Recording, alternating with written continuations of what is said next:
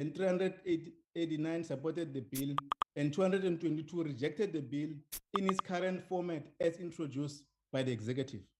The qualitative comments made by the public and the organization demanded that the committee make material changes and extend the scope of the bill. The request to make those material changes to the bill was granted by this House, and a second window of the public participation was opened with 254 submissions received. The committee considered and deliberated on all submissions received, 5 significant changes informed by these additional submissions and deliberation. The committee incorporated into the revised bill. Among the issues, House Chair, the committee resolved on the inserting certain definition in the bill and allowing independents to participate into the existing electoral system, enabling them to compete with political parties for votes. The bill articulates amendments in the Schedule 1A of the Electoral Act that encompasses the mathematics of an elections and how votes are translated into seats. Vacancy, in case independent candidates who won seats either resign or lost his life or lose membership on both the provincial and national assembly. Furthermore, the bill articulates the participation of independent candidates in more than one region with no aggregating of votes and the threshold required for that participation. Once the two houses approve the bill, the IEC will then in earnest begin to revise some of the regulation in the Electoral Act that will further require the attention of the Portfolio Committee. House Chairperson, it will be foolhardy to suggest that universal consensus was achieved in the consideration of this bill. But such is the nature of a vibrant democracy such as ours. To quote the former President Nelson Mandela in his speech in Parliament in 1994, open quotes, to present a facet of unity on each and every issue will be artificial, undemocratic, and patently pretentious. The more this issue are aired and open up for public debates, the better for the kind of democracy we seek to build, handled within the bounds dictated by the interests of a coherent and effective governance. Such debate will definitely enrich our body politics. This applies equally to this debate within parties about how to manage this novel experience, a close quote. As such, House Chair, a number of civil society organizations have been vocal on their belief that the constituency-based electoral system is the only system that will satisfy the requirements of the Constitutional Court judgment. The committee focused its intervention on the declaration made by the Constitutional Court within the existing electoral system. House Chairperson, this House entrusted the Portfolio Committee with colossal responsibility, and this report is in essence affirms our collective drive, appreciation of different views expressed by political parties during our deliberation in the committee. In a broad sense of this bill, 11 clauses entailed in the Electoral Amendment Bill, we had consensus as members of this Portfolio Committee. Honorable Speaker, Honorable House Chair, the Portfolio Committee of Home Affairs recommends that the House adopt these reports and approve the second reading of the Electoral Amendment Bill. I thank you. Thank you very much, Honorable Shabani. From the GA, the Honorable Ross. House Chair, at his inaugural speech in 1994, President Nelson Mandela said, and I quote, "Out of the experience of extraordinary human disaster that lasted too long, must be born a society of which all of humanity will be proud. We cannot be proud of the corruption, breakdown in the rule of law, and complete lack of accountability we experience today under an ANC government. We cannot be proud when this very House is chastised for failing to do the right thing and failing to hold those responsible to account. South Africans pay for it with massive food prices, at the petrol pump, when they pay for extra security, when they are charged e-tolls, when they can't find a job. And we cannot be proud of the bill before the House today. In 28 years since that momentous day in 1994, the ANC has somehow failed to bring electoral reform. It took a court application to start this process. The New Nation Movement judgment instructed this House to amend our electoral law so that citizens can participate in national and provincial elections as individuals, and added that the system must result in general proportionality. The first glaring problem is that the bill proposes that independent candidates be able to stand for election to the National Assembly in each province. However, it bans them from standing on the proportional representative list. They can only gain a region to National Assembly seat in one province, and the rest of their votes are discarded. However, they must pay the fee and submit the support petitions in every province. This has the result that an independent can gain enough votes across the provinces to gain a seat, but not be awarded a seat. Furthermore, they are banned from contesting 200 of the 400 available seats. This is clearly unfair. The leader of the Ministerial Advisory Committee on the bill questions whether the seat allocation system comes from, as it was nowhere in their report and is unprecedented in world elections. The answer is found in the fact that recalculations from all these votes discarded across provinces see the ANC as the most likely beneficiaries. I must take this opportunity to thank Mike Atkins, who did the calculations and provided a detailed technical submission to highlight this. The simple is to allow independents to stand on the PR list and in one province, the same as party candidates. The next serious concern is that this bill potentially excludes agents from observing the election process. The committee unanimously agreed that independents and parties be entitled to 2 agents to view the voting process. However, when this was given effect in a proposed amendment, it was worded in such a way that it gives the IEC the discretion to reduce the number based on a specific venue. The DA argued for a minimum, and this was supported by the legal advisors. But nevertheless, this clause was adopted with no minimum. It is extremely dangerous for the IEC to be able to make such a call, as it potentially bans agents from observing the election process. The requirements for deposits and support petitions are common around the world. However, political parties have a lower requirement when they are registered, and the DA proposed that this number be raised in line with the requirements of independence. This was also not accepted, even though it's a rational fair solution, and will surely be successfully challenged in court as an unfair disadvantage to independents. Although the New Nation Movement judgment didn't prescribe overall electoral reform, it is becoming more critical than ever. There is a narrative that all parties are protecting the status quo. I can tell you only the ANC voted for this bill in the committee. The DA went one step further and proposed a sunset clause to ensure that this electoral reform takes place immediately after the 2024 election, which was again not accepted. We have seen flip-flopping by the ANC on several issues on the bill and whether it will be supported or opposed. But this is what you get where decisions are not made on values, but rather the expediency of the day and whatever it takes to get through the next uncomfortable situation. We need electoral reform based on shared values. We need a government built around shared values. And we need this without delay. We simply do not have the time to have this taken to court for such obvious shortcomings. These matters will be raised in court if we do not make the only rational decision here and send this bill back to the committee to effect the necessary changes. Failure to do so will make those who vote in favor of this bill in its current format complicit, but the potential constitutional crisis will also be on your hands. The DA rejects this bill. Thank you, Honorable Ross. Honorable members, please note that the honorable member from the EFF, Honorable Mohale, it's a maiden speech today. You're welcome, Honorable Mohale. Thank you, Honorable Speaker. Let me start off by congratulating our fighters in Nkomazi Ward 11 for registering yet another decisive victory for the EFF in Ward 11 in Nkomazi, which is the ward of Honorable Doris Dlakude. The Economic Freedom Fighters support the Electoral Amendment Bill as tabled here today.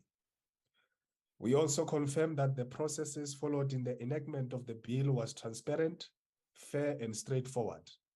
All the people of South Africa, including civil society organizations, were given adequate opportunity and space to make inputs and comments on the bill.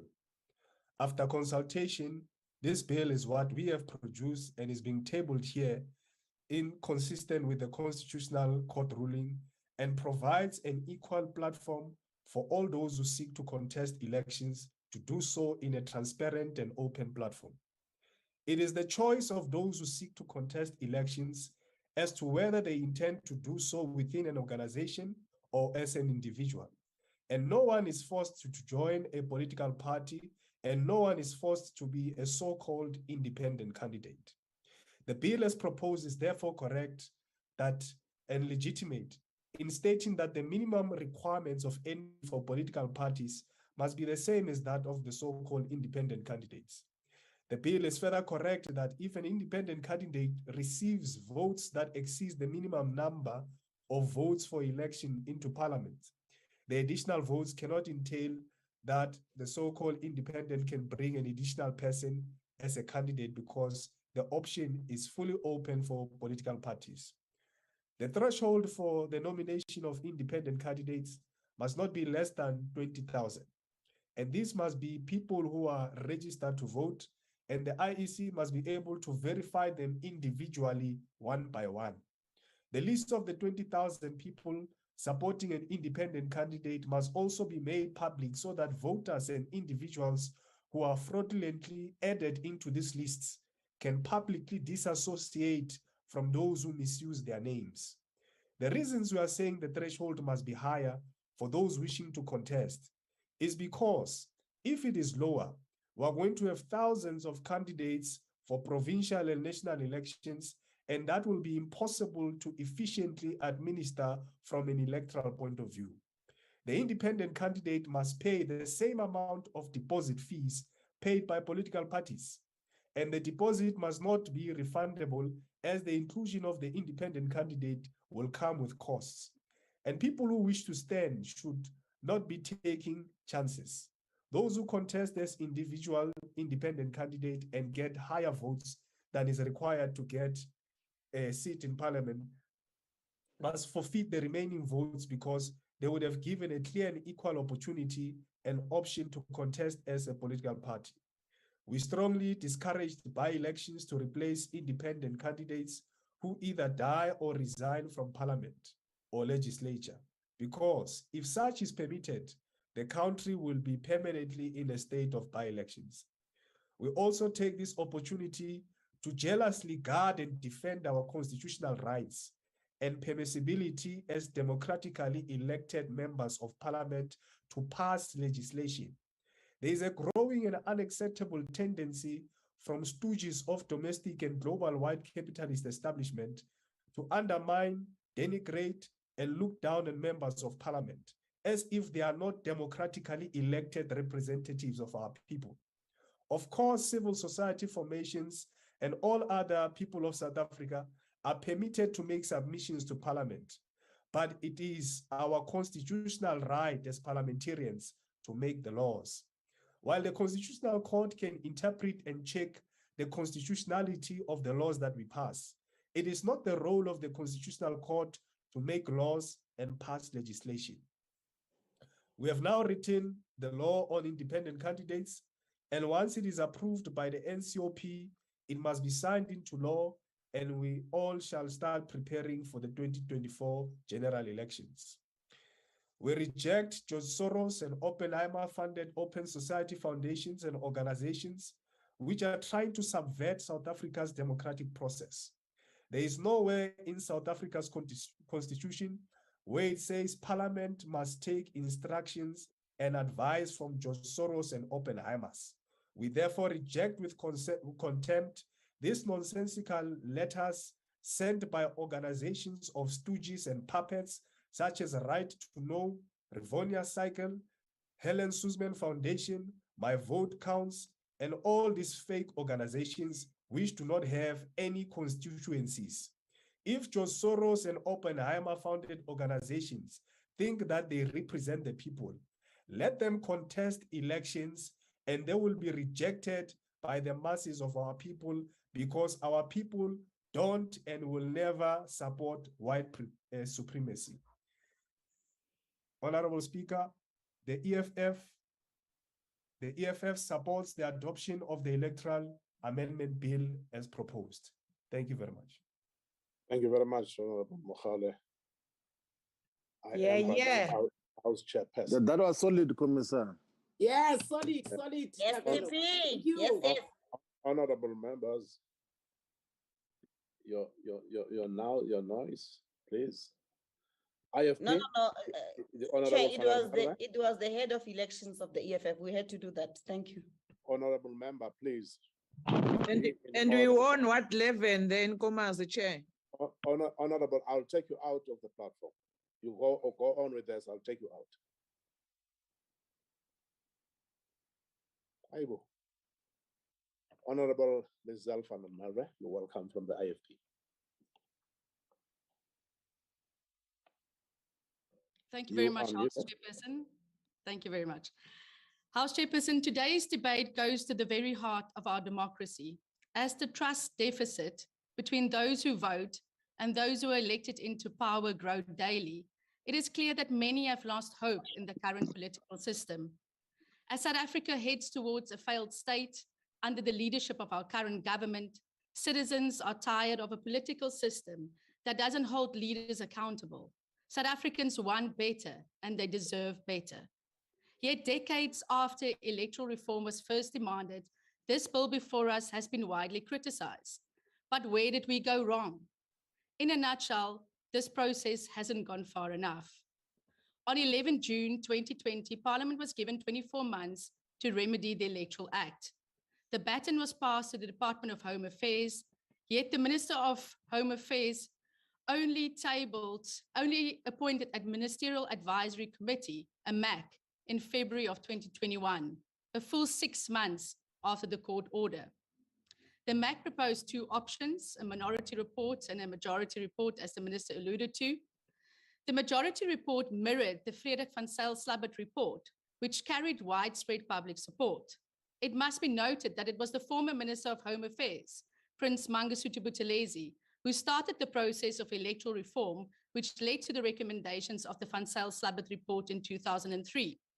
The MAC majority report was ultimately rejected by the executive in favor of the minority report. What followed were delays and more delays. The minister finally introduced the Electoral Laws Amendment Bill based on the minority report to Parliament in January of 2022. This allowed our committee with only 5 months to do the work, which was just not enough time to do justice to the process. With time running out, Parliament requested the court for an extension. In granting the extension to 10 December 22, the judgment noted, and I quote, "The minister did not in fact take all reasonable measures to give effect to the court order." Now, as we rush to pass this bill, there are still issues of contention, such as the formula to fill vacancies and whether this formula will benefit large political parties. For the IFP, one of the greatest concerns is the issue of signatures. Independent candidates are expected to garner approximately 20,000 signatures just to stand for the elections, 30% of the number of votes required for a seat in the previous election. The IFP has argued from the start that this should be no higher than 10 to 15%, as it will impede participation of independent candidates in the elections. Chairperson, at the weekend, Mr. Snooki Zigalala said that the ANC doesn't support the current bill. The minister has since rejected these comments. However, it is the IFP's view that in the interest of fairness, of meaningful consultation, and to give true effect to the Concord order, that we should open the process for further consultation. If this bill is referred to the NCOP today, the IFP will call on Parliament to consider beefing up the NCOP process by establishing a committee involving all stakeholders, including civil society and the best constitutional law experts, to finalize the bill alongside MPs. It is not too late to include a compromise that will see, for example, MPs directly being elected from their constituencies. With the best interests of our country and our democracy at heart, this would be a fair process. With the knowledge that the 2024 elections will be make or break for the future of South Africa, we need to restore power to the people. Considering that electoral reform must be an ongoing process now and beyond, and with these shortcomings, the IFP will not be supporting this bill at this stage. I thank you. Honourable member. Honourable Groenewald from the FF+. Agbare voorsitter, Honourable Chair, I want to start by saying that there was reference to the enhancement of the constitutional democracy of South Africa. Now, one aspect that is very important to ensure that we have and we do enhance constitutional democracy, is that people should not feel that they are excluded when it comes to the voting process. Therefore, the electoral system is of utmost importance. And it is correct to say that there must be ample time for consultation. And it is clear that, again, Parliament did not comply to a court order in time to start the process to ensure that there is ample consultation with all stakeholders. Therefore, Chairperson, the Freedom Front Plus will not support this bill until such consultation takes place. But having said that, I also want to emphasize that there are some misconceptions when it comes to electoral systems, specifically when it comes to accountability.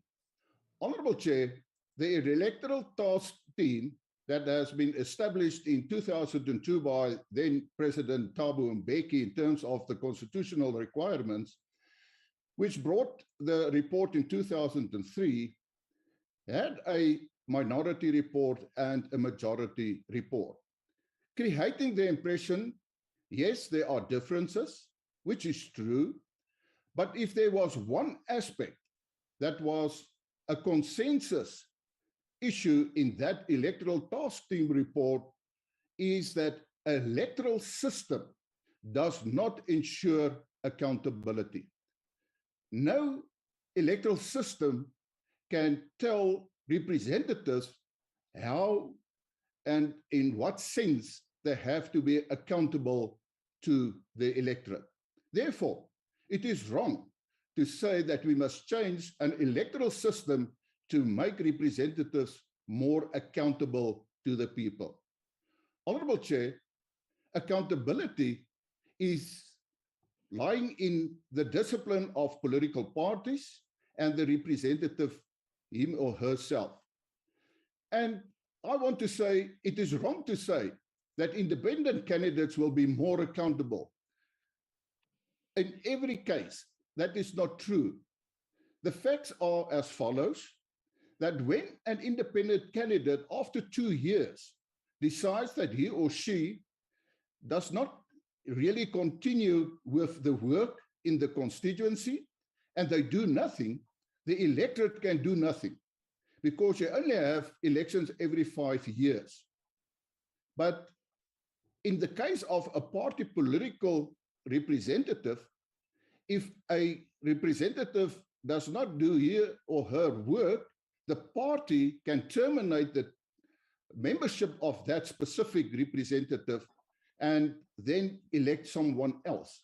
In that sense, there are more accountability towards a party political representative than an independent candidate. It also brings me to the matter of the conscious vote. It is not the electoral system that determines that there should be conscious votes. In fact, that is section 47(3) of the Constitution that determines that you will lose your membership if you lose your membership of your party. Therefore, Honorable Chair, the Freedom Front Plus requests further consultation and we will not support this amendment bill. I thank you. Thank you, Honorable Groenewald. The Honorable Swartz. Thank you, House Chair. House Chair, this bill seeks to amend the Electoral Act to allow independent candidates to contest elections. Now, as we know, electoral reform was extensively considered by the Van Zyl-Slabbert Commission, as well as the independent panel assessment of Parliament in 2009. Now, the latter report identified the electoral system as one of the several serious structural weaknesses in the functioning of Parliament. It mentioned the absence of a constituency-based electoral system and the top-down effect of the party list system as a major impediment to Parliament's ability to exercise its oversight mandate properly and to members of Parliament being held accountable to voters. Now, following the New Nation judgment, the Ministerial Advisory Committee explored a variety of options and consulted various stakeholders, including the ACDP, and it narrowed down 2 options, a majority and a minority report. The majority report proposed a single-member constituency option with proportionality secured through party lists, much like local government level. Half the MPs elected directly and half proportionally from party lists. The minority report proposed a slightly modified closed party list, multi-member constituency to accommodate independents. Now, the bill before us follows the minority report's minimalistic approach, which has largely ignored previous reports on electoral reform, and this is highly regrettable. The bill also disadvantages independent candidates in various ways, as highlighted by the speakers. The ACDP would have preferred far more meaningful electoral reform, as suggested by the majority report, with accountability to the electorate an overriding issue. The steady decline in voter participation since the 1994 elections must be a matter of great concern. Less than half of all eligible South Africans cast a vote in the 2019 national provincial elections. Out of a total of just over 40 million eligible voters, more than 13 million did not even register for the 2021 elections. This is worrisome, and the ACDP believes that more meaningful electoral reform would have gone a long way to address this worrying decline. What is very clear is that the electorate, disillusioned by major parties contesting the elections, could be seeking alternatives besides independent candidates. This gives smaller, growing parties such as the ACDP the opportunity to present political leaders, men and women who fear God, are trustworthy, and hate dishonest gain, who understand servant leadership and stewardship of state resources. Former Minister Vali Musa and chairman of the Ministerial Advisory Committee said, continued parliamentary neglect of meaningful electoral reform is, quote, like a person driving a truck that has fallen asleep at the wheel. The ACDP agrees and rejects this bill. It must go back to the drawing board. I thank you. Thank you, Honorable Swartz. The Honorable Holomisa. Honorable Chairperson and honorable members, the inclusion of independent candidates at national and provincial level of elections is a step in the right direction. But the United Democratic Movement argues that this has not gone far enough. Since the days of the now defunct IDASA, the UDM has been advancing the agenda of having an electoral system that in a larger part is a constituency-based system, a mixed system of proportional representation and constituencies like we currently have at municipal level will boost accountability to the electorate. Honorable members, it is time for us to have another system to strengthen our democracy and ensure its future health. Let us change the legislation and let the Demarcation Board and the IEC draw up the boundaries for new constituencies. The IEC should also be tasked with determining the threshold for the number of registered voters it would require to demarcate a constituency. Lastly, in closing, we are at this juncture due to the pressure exerted by a litigation in the Concord, but should we successfully consider the UDM's proposal, we will preempt any such future legal action. Currently, the UDM rejects the current, we reject the current legislation or proposal or bill. Thank you very much, Honorable Holomisa. The Honorable Mahau. Thank you very much, Honorable Chair. The ATM firstly wishes to bring to the attention of the Speaker that despite the ample time allocated on this bill, it has taken too much of a long time to reach the stage. A rather concern because it seems to be the trend on many issues, much that stakeholders have to threaten legal action for Parliament to do its work. This is a concern that needs to be given great attention. lest we get accused of failure of exercising oversight and signing bills into legislation. Central to our concerns, since this has now rushed without due processes being followed, is the turnaround time that it will take for the Independent Electoral Commission to convert the agreed system into a viable, effective, and comprehensive electoral machinery that is of any kind. Free and fair elections are what we are after, and the unfortunate rushing of the details that fit the bill are going to give a rise in material misstatements that will affect the integrity of the elections, especially when comparing the vigor of political party representatives vis-a-vis the independent candidates. It is too late for us to reach a step where provinces are represented as constituencies as invested in the constitution. As a transitional mechanism, had the bill been employed in its full might, it would have given way to a new system that is much needed. But that is not the case as we stand. Hence, confrontations from the courts will have to be sought shortly after this process. The main issue is the constitutional representations as it is in the local government space, because the flaw would then be that the independent candidates, as per the suggestions by the bill, will be accommodated in the PR votes and undefined routes that will open up a can of worms. Especially a typical example would be a political party receives 200,000 votes, that amounts to 4 seats. And if an independent receives the same amount of votes, it amounts to 1 seat. So as of now, the ATM cannot reject, the ATM rejects the bill. Thank you very much, Chair. Thank you, Honorable. Who right to play a color? I know Kubela. Who right to play a color? The Honorable Harold. Thank you, House Chair. House Chair, House Chair, can you hear me? Yes, I can hear you. Go ahead, Honorable Harold. But why you come in, Chair? If Chief People MC just barge in, you don't reprimand her. But you intimidate us. ICT, could you please remove the Honorable? Chair, you're not like that. Don't do that. It's so unlike you. How biased you are. If Honorable Khalipi, it's fine. Please. Honorable Khalipi I'll say Mdala is doing this. Just remove me, I don't care. But you are biased.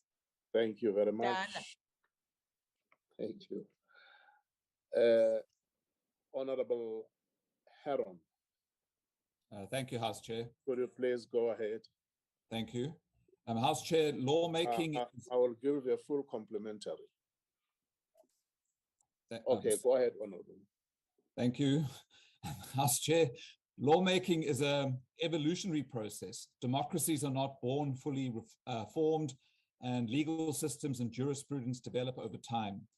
Our role as parliamentarians is to oversee this development, mindful of our obligations to the Constitution and the people we serve. It is our duty and our privilege today to give full meaning to Section 19(3) of the Constitution, which provides that an adult citizen has the right to stand for public office and, if elected, to hold office. And given our history of centuries of disenfranchisement, we should heed the words of Justice Sachs in the 1999 judgment of August versus the Electoral Commission, that the achievement of the franchise has historically been important both for the acquisition of the rights of full and effective citizenship by all South Africans, regardless of race, and for the accomplishment of an all-embracing nationhood.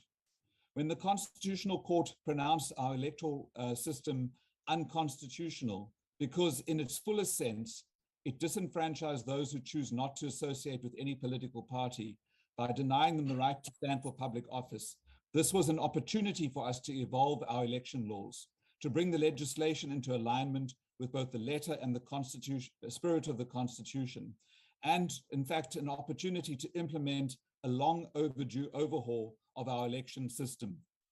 The Constitutional Court judgment, the majority and the second minority, makes frequent reference to interpreting these constitutional rights using the word generously. But the Electoral Amendment Bill does the complete opposite. Rather than celebrating our democracy by generously extending the right to participate to all, the bill is designed simply to achieve legal compliance and not inconvenience the IEC. The bill essentially ignores the overwhelming majority of public input received from civil society organizations with expertise in this field and this makes a mockery of the public participation process. As lawmakers, we should surely be able to grasp the importance of engaging independent thought leaders on subjects such as electoral reform, where members of political parties can't necessarily be expected to be neutral. The bill before us amounts to an unjustifiable discrimination against independent candidates with the inclusion of the 20% threshold rule. A more sensible and logical approach to implementing the judgment would be to develop a mixed PR constituency system, not unlike the municipal model, with which voters are already familiar and the IEC knows well. It makes no sense to adopt a new, untested, unknown, exclusionary electoral model. Good agrees with those in civil society who don't believe the bill meets the expectations of the Constitutional Court judgment. This is an opportunity lost for a more accountable and logical electoral system, and sadly, we cannot support this bill. Thank you. Thank you, Honorable Member. The Honorable Modise.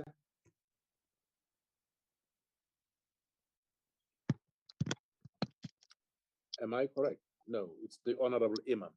Sorry, Honorable Modise. Honorable Imam. I wanted to call you to order, Chairperson. Thank you very much. Yeah, let me start off by saying, what is the purpose of this bill or the amendment to this Electoral Amendment Bill? Certainly, my understanding is it is intended purpose is to ensure that individuals or independents are given an opportunity to participate in the electoral system of this country. Now, having said that, I think the question we must ask is, have we satisfied ourselves that with the amendments that we are putting in place will give an opportunity to independents to be able to participate effectively, garner enough support? Have we leveled the playing field as far as this is concerned?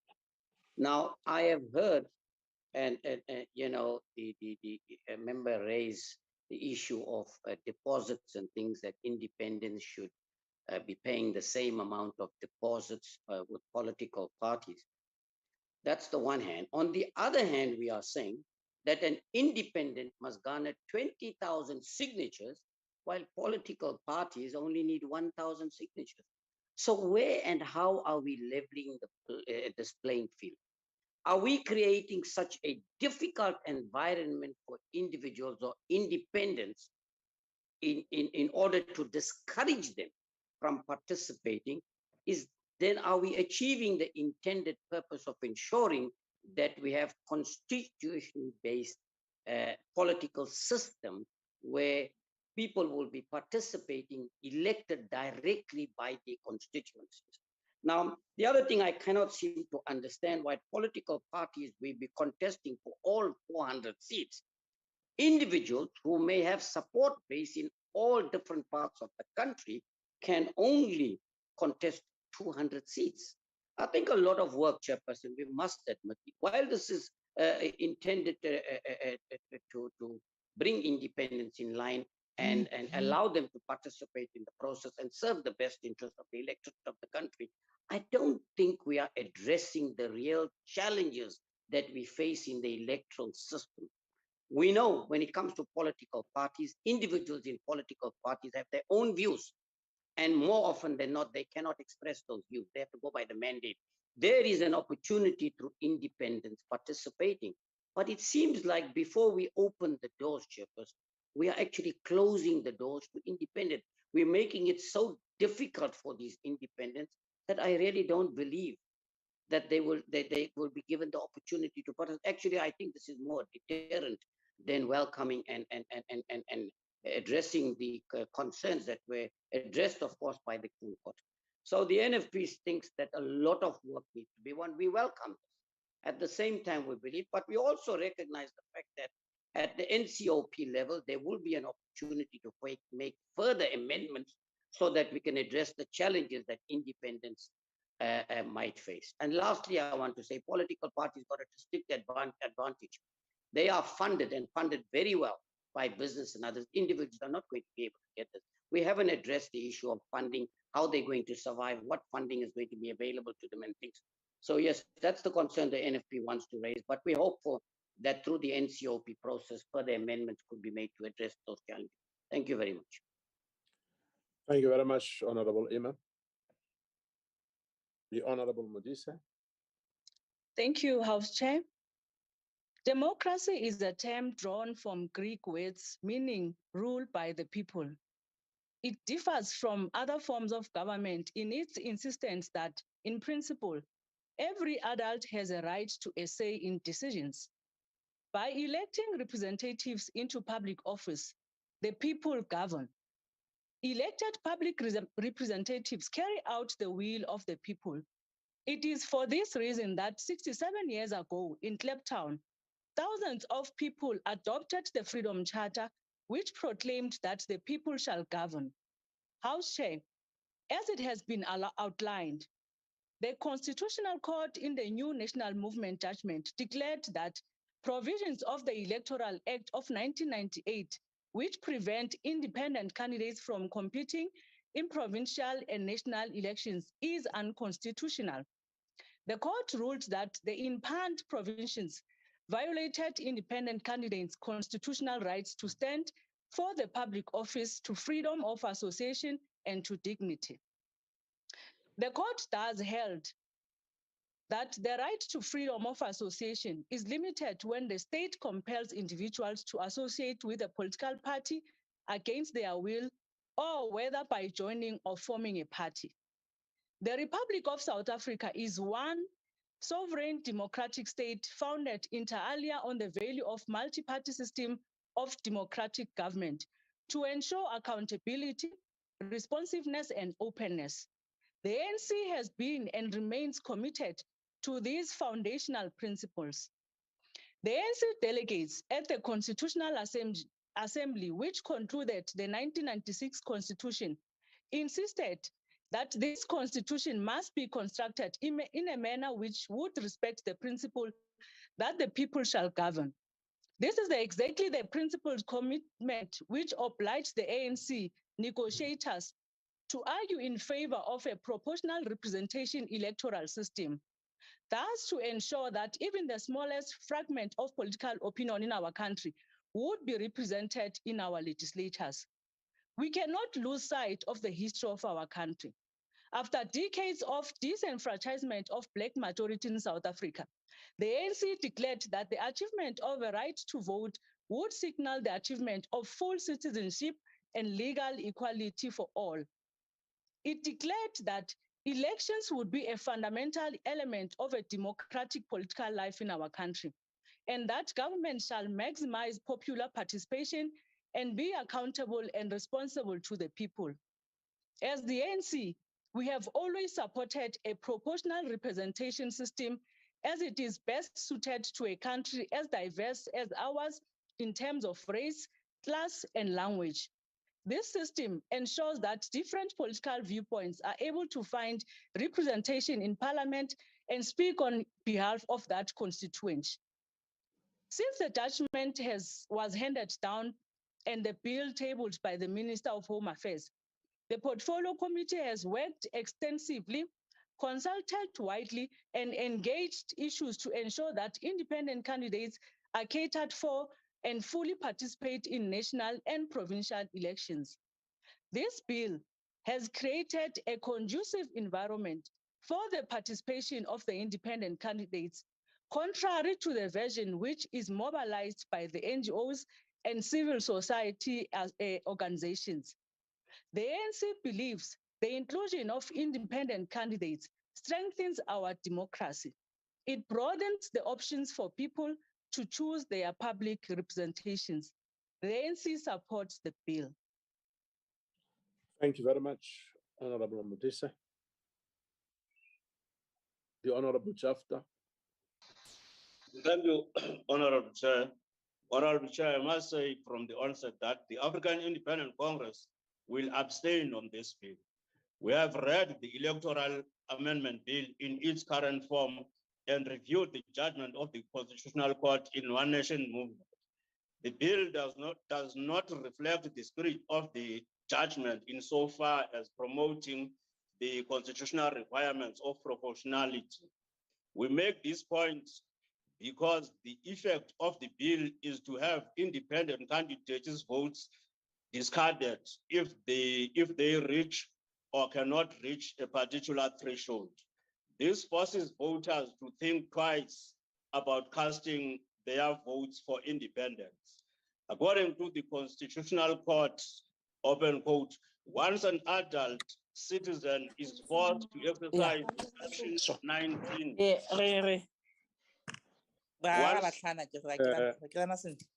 Honorable member, Protect me, just here too. Honorable member, who is that?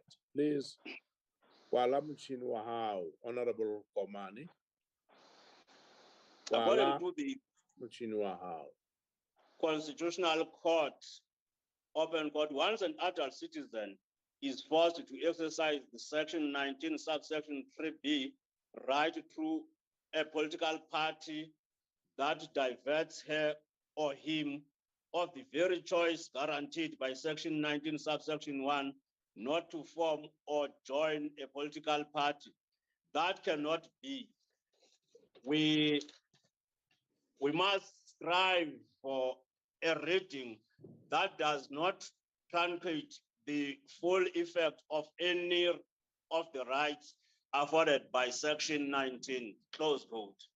We are mindful, Honorable Chair, that our courts have previously warned that they are not best suited to examine the suitability or not of the legislature's policy choices. For the courts, when the Constitution has been complied with, they have no business in the dealings of Parliament. No matter how cogent this jurisprudence is, it should not stand in the way of the courts to consider the rationality of the legislature's view and whether the legislature's policy options are constitutionally sound in keeping with the One Nation movement judgment.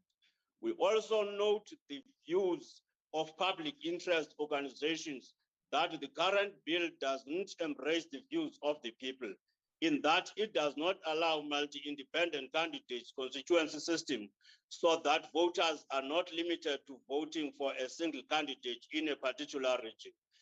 The complexity of this bill is also amplified by the absence of legislation governing the process of public involvement in lawmaking process.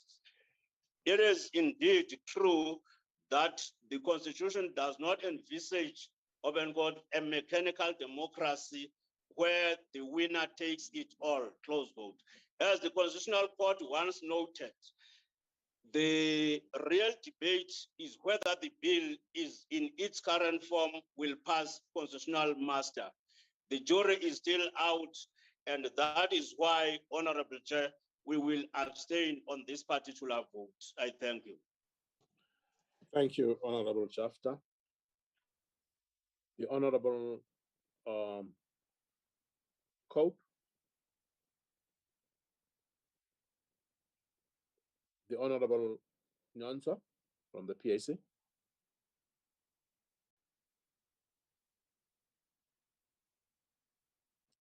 Is the Honorable Nyanza there?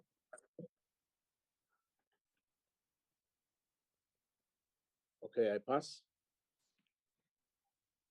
The Honorable Hendrik. Thank you very much, Honorable Chair. Honorable Chair, further consultations means the IEC will not have enough time to conduct free and fair elections. They told me that. We had a meeting with the board, with management, operational staff, and they said that further consultations will mean that South Africa won't have free elections in 2024. Going to court also means that the IEC will not have enough time. So we will have a disaster in 2024 if people can't exercise their right to vote.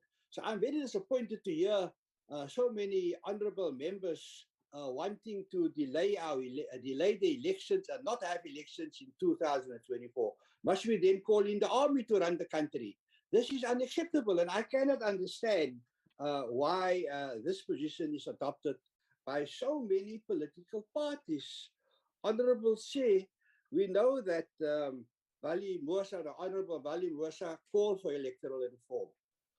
It wasn't up to only the governing party to do this. The opposition parties, the big so-called big opposition parties, sat on their, I don't know what, and did nothing about it. And now they want to moan and groan, and now they want to destroy the principle of one man, one vote, and bring in thresholds. You must have 3 seats before you can get into parliament. And just imagine, how can an independent person get 3 seats? That's not possible.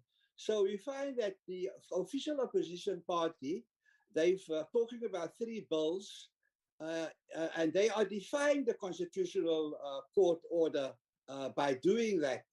It is one man, one vote, and if you meet the threshold, you get represented. Honorable Chair, I want to congratulate the Honorable Motsoaledi of the EFF. He made a historic maiden speech, and Al-Jama congratulates him and the EFF. Al-Jama supports the amendment to the electoral bill. We must comply with the ruling by the Constitutional Court and avoid missing the deadlines. 2 years was not enough, and we needed 3 years to bring out more fundamental reform. This can only be done in the 7th Parliament to be ready for the 8th Parliament. So I don't know why honorable members are trying to mislead the voters. Voters mustn't vote for them because they don't want elections in 2024. They just want to delay and throw obstacles in the way. While for 3 years, these same parties did nothing to present amendments before Parliament in the form of private members' bills. So I can't understand, Honorable Chair, why this is so. Al-Jama supports having the elections on time in 2024, and the urgent step is to vote for these amendments today. A no vote is a vote against one man, one vote. It is a vote against thresholds to keep out independents and new parties, like the ACDP said, they're growing to strengthen our diversity. The African peer review mechanism said that the greatest threat to our democracy will be a 2 or a 3-party state. And that is what some of the opposition parties are trying to achieve. Al-Jama supports these amendments and call on all the other parties, please, to reconsider their position, and so that the nation can get ready for elections in 2024 and not hang on the thread. Thank you very much, Honorable Chair. Thank you very much, Honorable Hendricks. The Honorable Kanyile. Thank you, Chairperson. In June 2020, the Constitutional Court in the New Nation Movement matter gave a groundbreaking judgment that compelled Parliament to amend the Electoral Act in order to permit independent candidates to contest national and provincial elections. In March 2022, the Portfolio Committee of Home Affairs embarked on public consultation in all 9 provinces of our country. The process that was largely flawed due to poor public education by the Department of Home Affairs. In most provinces that we visited, communities were not aware of this public engagement process. There were instances where some people who attended the consultation came and presented us with service delivery issues. It was a clear indication that they did not know the purpose of our visits. In some venues, we were greeted by empty chairs. In areas where community members were provided with a copy of the bill, they requested a copy which was translated in their preferred language as they did not understand English, and those copies were not available. The big question that remains unanswered is, were these consultations fair? The budget, time, resources that went into these consultations, did they serve their purpose? Or this was just another tick box exercise by the ANC? Nonetheless, we carried on with the meetings. Upon our return, we deliberated on the inputs received and what needed to be done to ensure that independent candidates are afforded a fair opportunity to contest national and provincial elections. We all agreed that in an event when independent candidate seat becomes vacant, the seat should be filled by a party or independent candidate who received the highest vote. However, the ANC, in its desperation to water down the bill and protect their dwindling electoral support, later made a U-turn and supported a recalculation, which will see the majority party occupying that vacant seat. It's a familiar script. On countless occasions, we have witnessed the ANC change goalposts on previously agreed issues. In one instance, we had also agreed to set a minimum of 2 party agents for political parties and independent candidates, a provision whose implementation will be left to presiding officers. This was thrown out. Today, we are now expected to support a bill that doesn't have a minimum set target for party agents who will observe elections in each voter district. The bill necessitates a system similar to the one utilized at local government level, where there are defined constituencies requiring that electoral contestants, independents, and those belonging to political parties compete fairly against one another, cognizant of the principle that a public representative should be accountable to their constituency. The DA proposed a sunset clause to ensure that this electoral reform takes place immediately after the 2024 election. This too was rejected. We are not in agreement with the bill in its current form, as we have serious issues and areas of concern. But as always, the ANC is using its majority to ram this bill through in Parliament without due regard to the integrity of our electoral system. The DA does not support this bill. Thank you. Thank you very much, Honorable Member. From the ANC, the Honorable KB Pillay. Honorable Chairperson and members of Parliament, compatriots watching on various platforms, good afternoon. The ANC supports the Electoral Amendment Bill. When the Constitutional Court examined the issue of public participation in the case of Doctors for Life International versus the Speaker of the National Assembly, it took consideration of the historical roots of our constitutional democracy and the complete denial of the right to political participation during the apartheid era.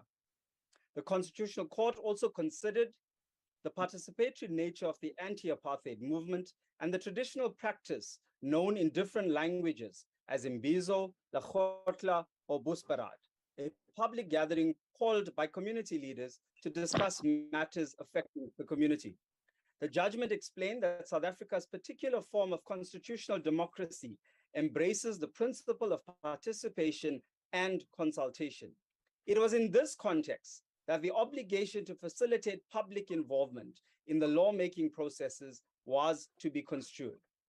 Chairperson, it is important to note in this case, Justice Ngobo explained that Parliament and the provincial legislatures have a broad discretion to determine how best to fulfill their constitutional obligation to facilitate public involvement in a given case, so long as they act reasonably. Now, since the Constitutional Court handed down the judgment in June 2020, the Portfolio Committee on Home Affairs, Ministry of Home Affairs, DOH, IEC, Parliamentary Legal Services, and the offices of the State Law Advisor have been hard at work to ensure that the constitutional defect is remedied within the timeframe stipulated by the court. Notwithstanding the challenges which were brought about by the COVID-19 pandemic and the national lockdown, which restricted the movement of people, we must acknowledge that the Portfolio Committee did its best to ensure that public participation is carried out thoroughly, meaningfully, and effectively, in line with the set standards. The committee traveled across the country in order to solicit the views of the nation and all interested parties. The real opportunity for written and oral submissions was given to all South Africans. Their views were genuinely taken into consideration. And when substantial changes were made to the bill was advertised once again for public comment. Those views were also taken into consideration. It should also be noted that the committee was granted permission to work throughout the constituency periods of June, July, and September in order to complete this important task. The teamwork carried out in this entire process is highly commendable. We can be satisfied that this committee of the National Assembly has carried out its duty of fulfilling public involvement and participation. Chairperson, let me remind honorable members that the Electoral Amendment Bill came to this very House. Prior to public participation and comments, it was this very House that gave the approval for the committee to conduct public hearings.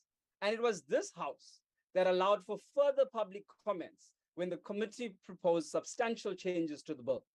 It is simply not true that we have failed in our duty of allowing the citizens of this country to participate in the process. In fact, we have made further changes after our recent call for public comments. Importantly, in Section 15 of the judgment of the Constitutional Court, It also stated that a lot was said about which electoral system is better, which system better affords the electoral accountability, etc. That is territory the judgment will not venture into. The pros and cons of this or other systems are best left to Parliament. In February 2021, the Honorable Minister of Home Affairs formed the Ministerial Advisory Committee, MAC, on the electoral system in response to the Constitutional Court ruling. Chairperson, let me emphasize that this was an advisory committee and is not Parliament. Their task was to provide advice and make recommendations. After all, the Constitutional Court made it clear that it was Parliament who needed to correct the unconstitutionality in which involved citizens were not allowed to be voted for. In an engagement with the Portfolio Committee, the MAC raised that the chosen electoral system should remain in place for the next few decades. Longevity is therefore crucial. The MAC explored a variety of options and concluded with two options that had emerged: a slightly modified existing multi-member constituency, which some stakeholders refer to as minimalist option, and the mixed member model incorporating single member constituency, similar to a local government option. Members of the committee argued that both options should be sent to the minister as the recommendations, but the chair argued that there must be a vote. At the committee meeting, the 6 full members of the committee who had participated throughout the process were then split 3-3. So it's simply not true for some elements in civil society to spread stories around the committee being divided and that there was a majority-minority view, as the committee as a whole actually felt that both options should be considered. As the African National Congress, we support a slightly modified multi-member constituency, which allows for independent candidates to contest the national and provincial legislatures under the current electoral system. As far back as 2007, the ANC has resolved in its national conference that appropriate requirements should be set for persons wishing to contest elections as independent candidates. Now, there were a number of issues that were raised as of a concern in the bill. We received legal advice on these issues, deliberated on them and all the clauses in the bill, and believe that they have been addressed. We wish to applaud the committee and all its members under the astute leadership of our chairperson, Honorable Chabane, in conducting its work, as well as the Minister of Home Affairs and the Ministry, Parliamentary Legal Services, State Legal Services, and our committee staff, who have worked tirelessly in ensuring that we have this bill today. I must note that if the ANC was only interested in winning elections, it would have gone for a constituency-based system. As a party, the ANC dominates geographic representation across the country. But as we showed in developing the Constitution, we are interested in what is good for our country as a whole. And the PR system we have now ensures the principles suggested by the MAC are realized. Honorable Ruas, the DA supported clause by clause in the committee meeting. In fact, the DA was the only party that objected to independents contesting multiple regions. In fact, the DA wanted independents to only contest one region. And the DA supported the view that we cannot have an electoral reform in time for 2024. So why then are you scoring points? And you are the one indeed who are flip-flopping in today's sitting. Honorable Lizelle, there was no majority and minority report. In fact, there was no Van Slabbert report. It never, ever materialized. The ANC nor the minister, let me quite categorically state this, the ANC nor the minister has mandated Mr. Snooky Zikalala to speak on our behalf. In fact, he started in his response by saying that he didn't even know anything about the bill. How then can he come and make comments in respect to this bill? We reject his utterances. Honorable Kanile, the bill accommodates for agents, and you know that. It is clear in the filling of vacancies, and we've all agreed that the vacancies will be filled the way it's stipulated in the bill. Let it also be noted, Chairperson, that the IEC will revise the requirements of political parties through the Electoral Act. In fact, other pieces of legislation will subsequently need to be amended. I must thank Honorable Hendricks. An independent, sir, is indeed one. That is only what it can be. One person contesting as an independent can only then occupy one seat. Honorable Chairperson, the ANC supports this bill. I thank you. Thank you very much, Honorable Pillay. The Minister of Home Affairs will close the debate. The Minister of Home Affairs. Thank you very much, Honorable Chair. I note that quite a number of parties purport to be opposing this bill, but they all do so for different individual reasons. Each one has got their own reasons at one particular corner why they are not supporting this bill. But we also note that consistently people are conflating two different and separate questions that needs to be dealt with.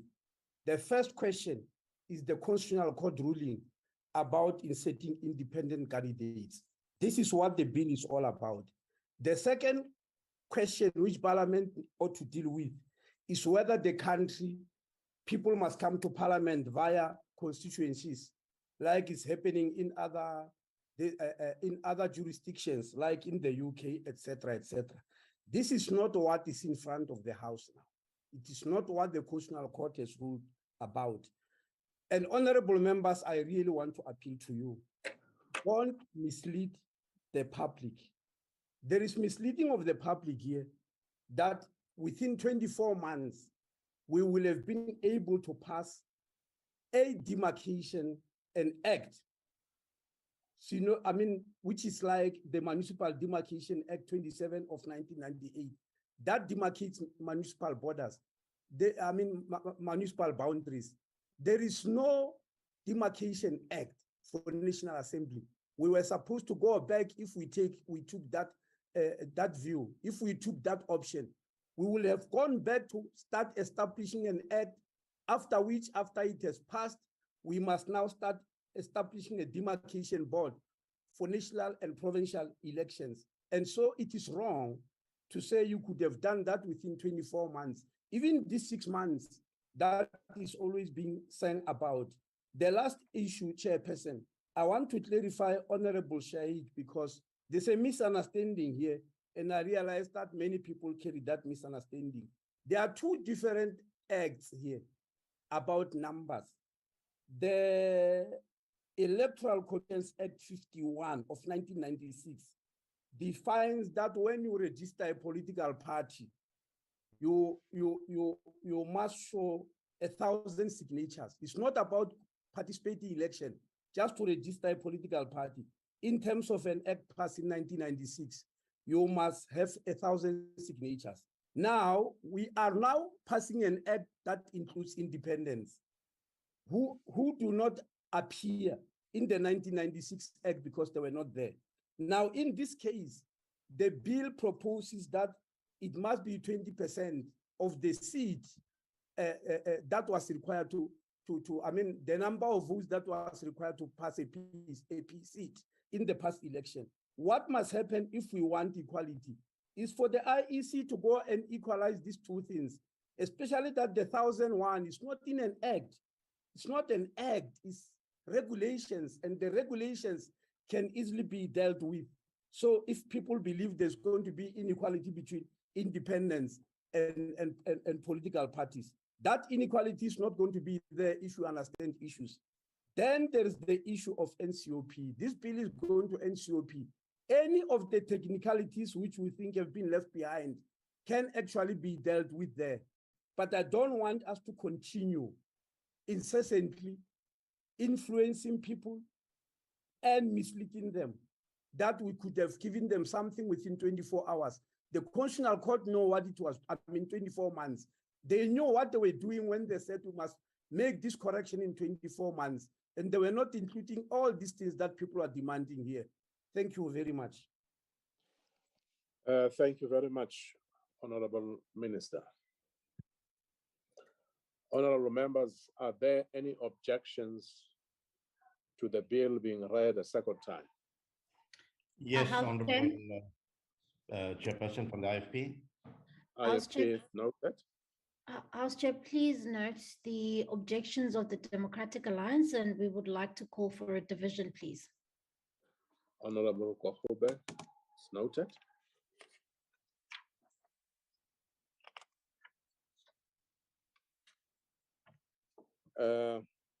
Honorable members, a division having been called, a 5 minute, Chair, 5 minutes sorry. will be. Hello? I'm sorry, Chair. I have been trying to reach you, but I think you didn't hear me. I think I didn't manage to unmute. I just want to say that I put on record the objection of the Congress of the People. Okay, it's noted, Honorable Quarter. I also, I thought that I was going to get a chance Honorable to say Quarter, something. it's fine. I have accommodated the Okay, thanks, objection. So that it ought to have been motivated, of course, but that's why I'm accepting it. Thank you, sir. Yeah. Any other objection, honorable members? Just for record purposes. As chairperson, I don't think it's necessary to note objections if we are dividing, but if you insist, yes, it's fine. note the objection of the FF Plus. Okay, okay. Honorable House Chairperson. Vessels. And House Chairperson, please note the objection of the ACDP also. Thank you, Honorable Swartz. No further objections. A division having been called, 5 minutes will be given for members not logged on to join the visual platform.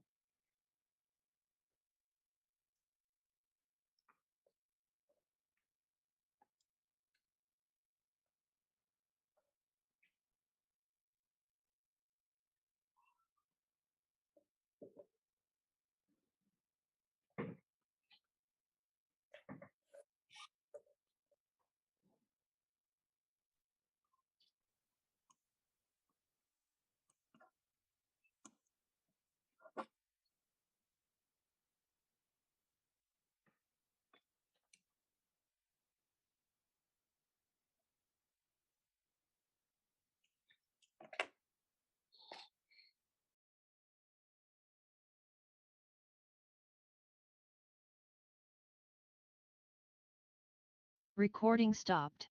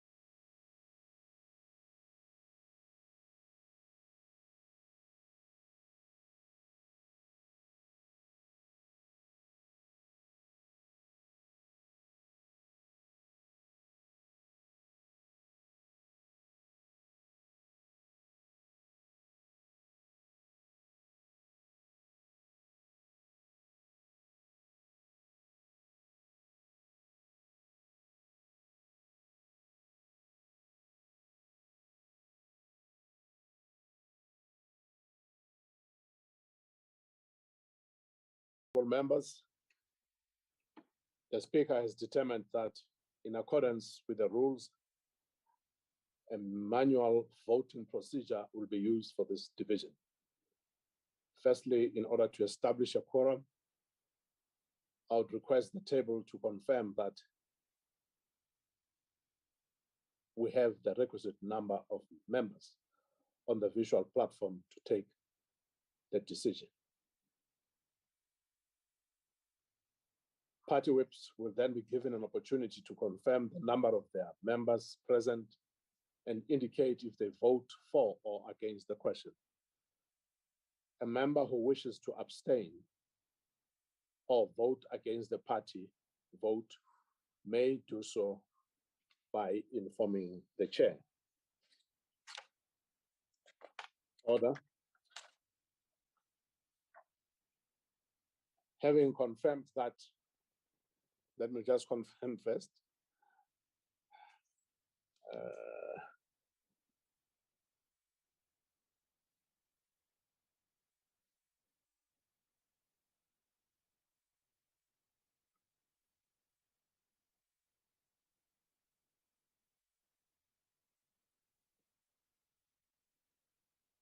I need a confirmation.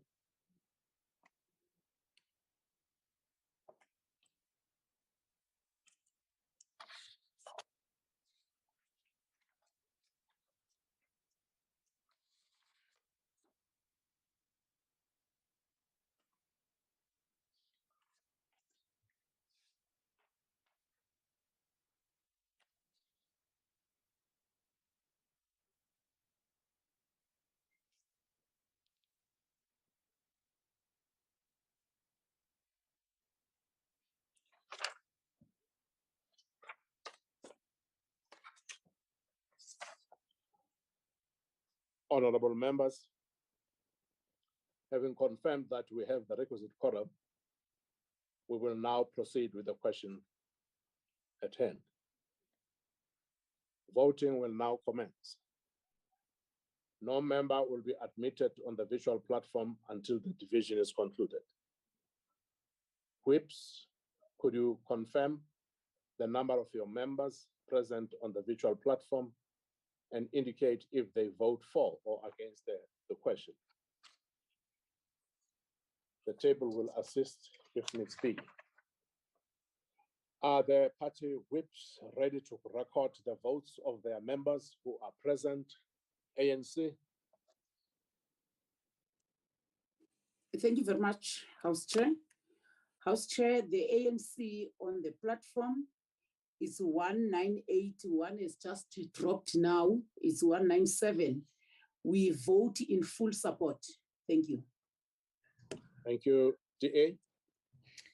House Chair, the Democratic Alliance has 73 members on the system, and all of them are voting against the bill, please. Thank you. EFF. No, thank you very much, House Chairperson. The EFF, we are 32 on the virtual platform, all of us, and we're voting in support of the bill. Thank you very much. IFP. Thank you, Honorable Chairperson. We are 13 on virtual, voting against. Thank you. FF Plus. Thank you, Chairperson. We are 8 members on the platform voting against. ACDP. Thank you, House Chair. The ACDP has 4 on the platform voting against. Thank you. UDM.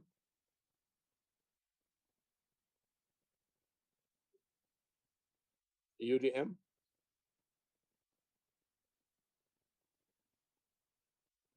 Okay, come back if maybe there's a problem. ATM.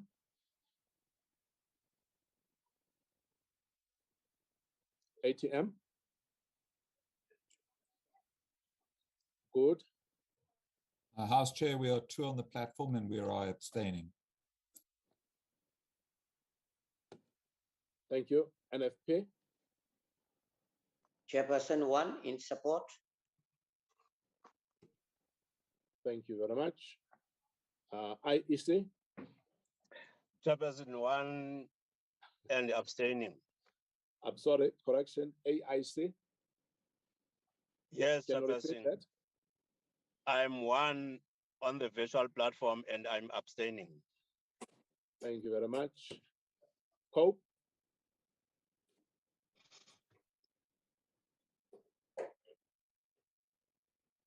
Cope? PAC? Honorable Chair, PAC is one on the platform and I'm voting in favor. Thank you, sir. Al Jamal? One on the platform and we voting in favor like the PAC. Thank you very much. Is there any member? Oh, is there any member that wishes to abstain? Honorable Lekota?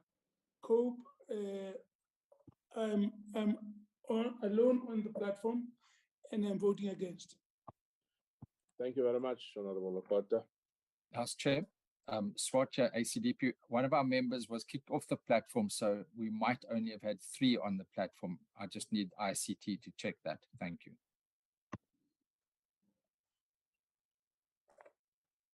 Okay.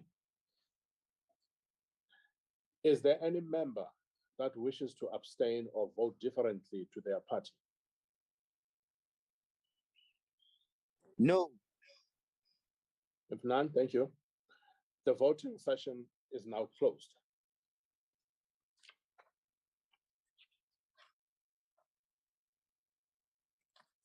And we'll await the results and the assistance of the table.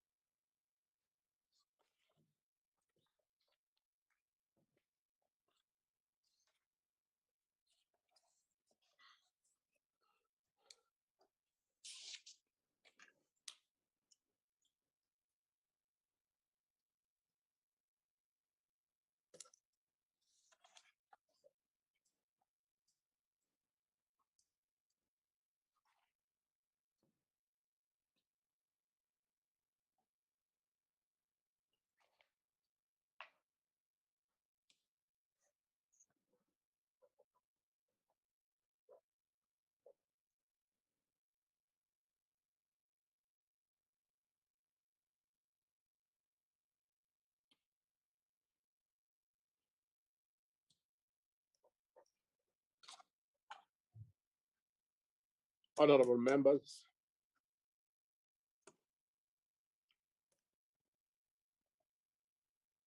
the result of the division is as follows. The ayes, 232, the noes, 98, and the abstentions are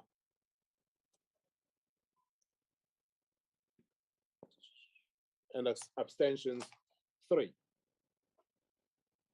The question is accordingly agreed to. And the Electoral Amendment Bill has accordingly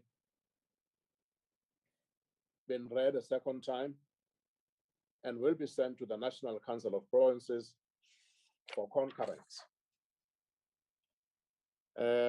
Honorable members, that concludes the business for the day and the House is adjourned.